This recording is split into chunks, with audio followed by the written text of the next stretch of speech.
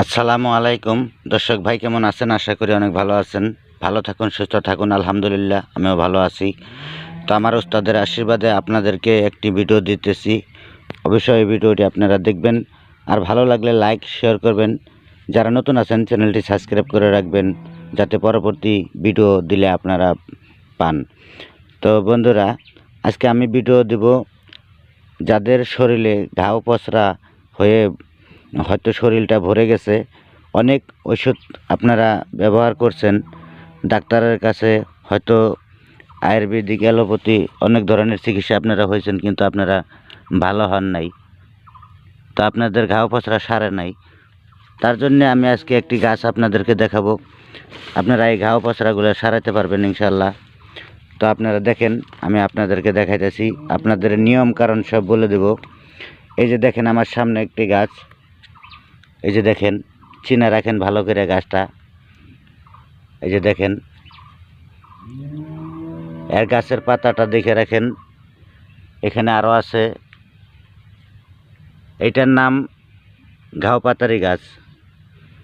আপনারা এই গাছটা কি করবেন,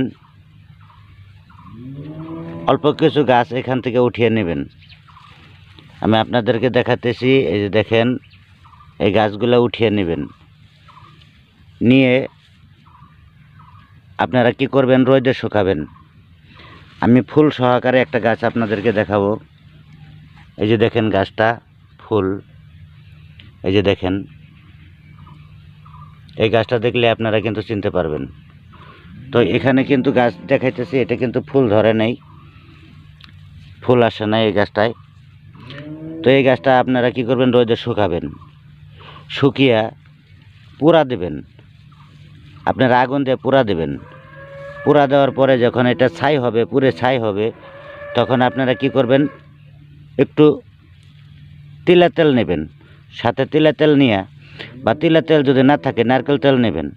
নারকেল তেলের সাথে এটা মিক্স করবেন, এটার যেটা ছাই হবে এটা মিক্স করবেন, করে তারপর আপনারা কি করবেন, সেই ঘাওয়ের মধ্যে লাগাবেন।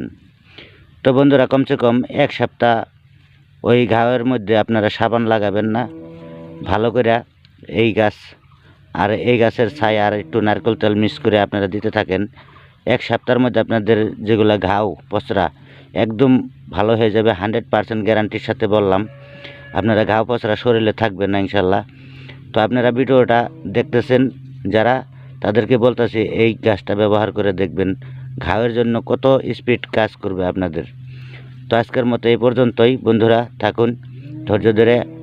আমি আগামী দিনে আপনাদের জন্য ভিডিও নিয়ে আসতেছি, এর থেকে ভালো ভালো ভিডিও আপনাদেরকে আমি দেব।